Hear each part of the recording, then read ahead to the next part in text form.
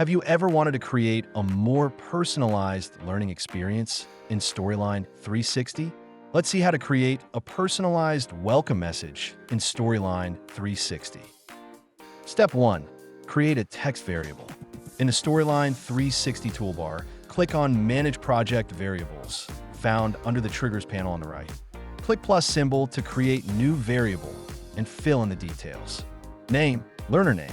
Type text. Default value, leave blank. Click OK to save. Step 2. Add a text entry field.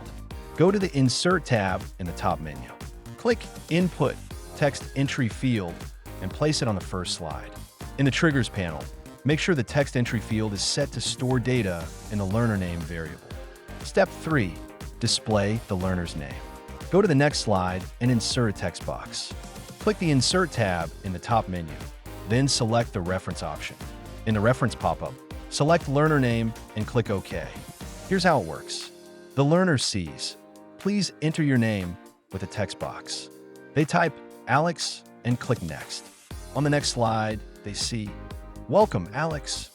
Contact us today and discover new ways to enhance your training.